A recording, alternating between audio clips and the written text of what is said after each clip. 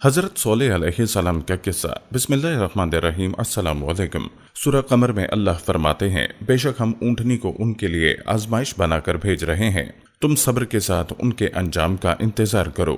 اس نشانی کے ظہور کے بعد اللہ تعالیٰ نے صالح علیہ السلام کو مخاطب کر کے فرمایا، تم اب دیکھتے رہو کہ ان کا انجام کیا ہوتا ہے، ان کی سختیوں پر صبر کرو۔ ان سے کہہ دو کہ پانی پر ایک دن ان کا اختیار ہوگا اور ایک دن اس اونٹنی کا، خبردار کوئی زیادتی نہ کرے اور اس اونٹنی کو پانی پینے سے نہ روکے۔ سورہ شمس میں اللہ تعالیٰ فرماتے ہیں کہ ان سے اللہ کے رسول نے فرما دیا تھا کہ اللہ کی اونٹنی کی اور اس کی پانی کی باری کی حفاظت کرو، یعنی نہ تو اسے پانی پینے سے روکو اور نہ ہی اسے کوئی تکلیف پہنچاؤ۔ اس معجزے کو دیکھ کر لوگ دو گروہوں میں بٹ گئے۔ بہت کم لوگوں نے صالح علیہ السلام کی پیروی کی اور ان پر ایمان لائے، جبکہ اکثر لوگ پھر بھی اپنے کفر پر ڈٹے رہے۔ اللہ تعالیٰ فرماتے ہیں، ان لوگوں نے خود معجزے کا مطالبہ کیا تھا، لیکن اس کو اپنی آنکھوں سے دیکھنے کے باوجود ظلم پر اڑے رہے اور کفر پر اصرار کرتے رہے۔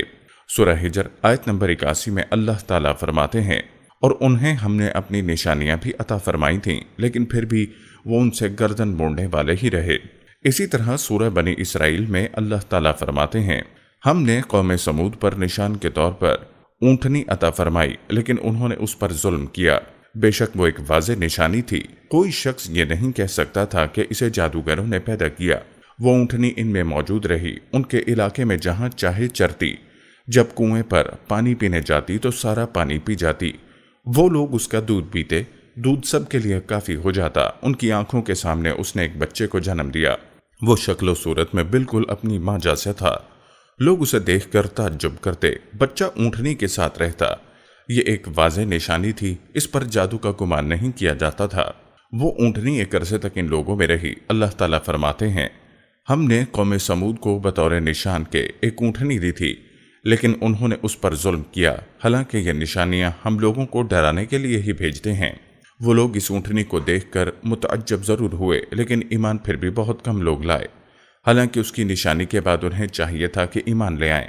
پھر ایک دن قوم کے سرداروں نے مشورہ کیا کہ اگر ہم صالح کو اسی طرح چھوڑ دیا تو کہیں لوگ ہمیں نہ چھوڑ دیں اور صالح کے پیروکار بن جائیں۔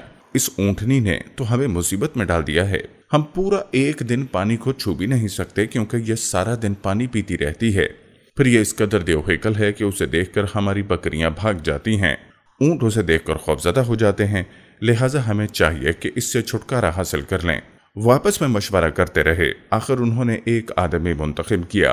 مورخین کا اس پر اتفاق ہے کہ اس کا نام قدار بن سالف تھا، اس کے ساتھ اس کا ایک ساتھی بھی تھا۔ ان دونوں نے مل کر اونٹنی کو قتل کیا۔ اللہ تعالیٰ سورہ قمر آیت نمبر 29 اور 30 میں فرماتے ہیں، پھر انہوں نے اپنے ساتھی کو بلایا، تب اس نے اپنا ہاتھ بڑھایا اور اس کی کونچیں کاٹ دیں، پھر دیکھا ہمارا عذاب اور ڈراوا کیسا تھا۔ اس قدار کے بارے میں نبی کریم صلی اللہ علیہ وسلم کا ارشاد ہے کہ پہلے لوگوں میں سب سے زیادہ بدبخت یہی تھا۔ اللہ تعالیٰ نے قرآن مجید میں اس کا ذکر یوں فرمایا ہے، پھر انہوں نے اپنے ساتھی کو پکارا۔ سورہ شمس میں اللہ فرماتا ہے، جب ان میں بڑا بدبخت شخص اٹھ کھڑا ہوا، یہ بدبخت قدار تھا، اپنے ساتھیوں کو ساتھ لایا اور اونٹنی کو قتل کرنے کے لیے تیار ہو گیا۔ آپس میں مشورہ ہوا کہ یہ نہ کہا جائے کہ ہم نے اسے قتل کیا ہے۔ اس طرح باقی لوگوں نے بھی ان سے اتفاق کیا۔ اللہ تعالیٰ سورہ نمل آیت نمبر 48 میں فرماتے ہیں، اور شہر میں 9 آدمی ایسے تھے جو زمین میں فساد کرتے تھے اور اصلاح نہیں کرتے تھے۔ مطلب یہ کہ یہ لوگ فساد کی انتہا کو پہنچے ہوئے تھے، ان میں بھلائی نام کو نہ تھی اور نہ ان کا فساد کی اصلاح کا ارادہ تھا۔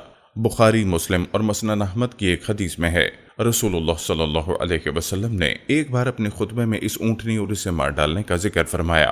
آیت تلاوت کرتے ہوئے فرمایا، جیسے ابو زمعہ تھا اسی جیسا یہ شخص بھی اپنی قوم میں عزیز، دلیر اور بڑا آدمی تھا۔ تمام لوگوں نے اس بدبخت کے ساتھ عہد کیا اور اسے یقین دلایا، اگر تمہارے ساتھ کسی نے برائی کا ارادہ کیا تو تمام قوم تمہاری حمایت میں اٹھ کھڑی ہوگی۔ اس یقین دہانی کے بعد یہ بدبخت اونٹنی کے انتظار میں بیٹھ گئے۔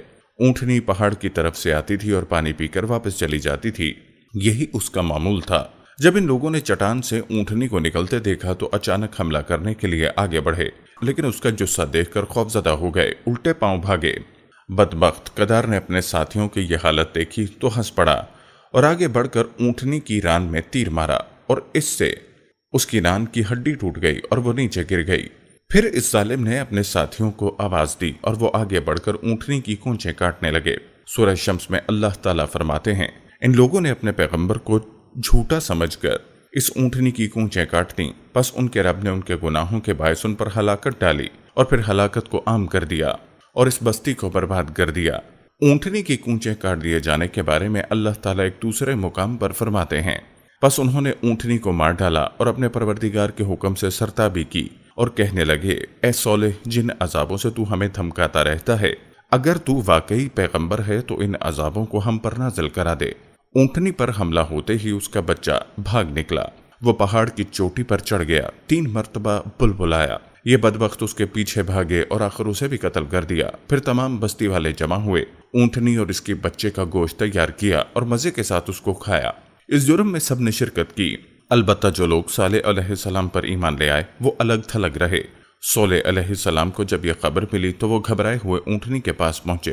اونٹنی بے جان پڑی تھی اور اس کا بچہ بھی بے جان تھا۔ لوگ ان کے گرد جمع تھے اور ان کا گوشت کھا رہے تھے۔ اس وقت صالح علیہ السلام نے ان سے کہا، اچھا تم 3 دن تک اپنے گھروں میں رہ لو، یہ وعدہ جھوٹا نہیں ہے، مطلب یہ کہ تمہیں صرف 3 دن کی مہلت ہے، اس کے بعد تم سب کے سب ہلاک کیے جاؤ گے۔